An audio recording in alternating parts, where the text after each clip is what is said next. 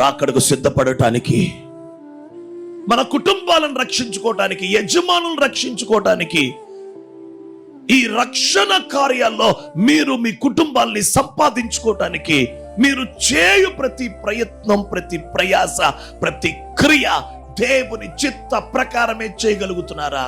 ఒకవేళ అయ్యా ప్రతి మంచి విషయంలో దేవుని చిత్త ప్రకారం మేము చేయలేకపోతున్నాం, ఏదో మాకు తెలిసినంత మటుకు చేయగలుగుతున్నాం, కానీ దానివల్ల రిజల్ట్ రావట్లా, ప్రభావం కనపడట్లా, క్రియ జరగట్లా, ఎక్కడేసిన గొంగలు అక్కడ ఉండిపోయింది.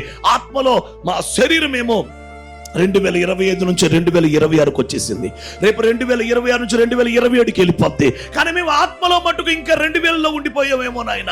దేహం ముందుకెళ్ళిపోతుంది, శరీరం ముందుకెళ్ళిపోతుంది, కాలము ముందుకెళ్ళిపోతుంది, వయసు పెరిగిపోతుంది, కానీ ఆత్మలో ఏ 1999లోనో 2000, 2001, 2010, 2015, 2020లో ఉండిపోయాం ప్రభా.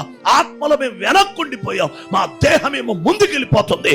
అయ్యో సమయం గడిచిపోతూ ఉండగా, కాలము సమీపిస్తూ ఉండగా, యేసయ్య రాకడ వస్తూ ఉండగా నేను ప్రకటిస్తున్నాను, యేసుక్రీస్తు నామములో ప్రతి విషయములో దేవుని చిత్త ప్రకారము చేయుటకు దేవుడు తన దృష్టికి అనుకూలమైన దానిని మనలో జరిగించునుగాక.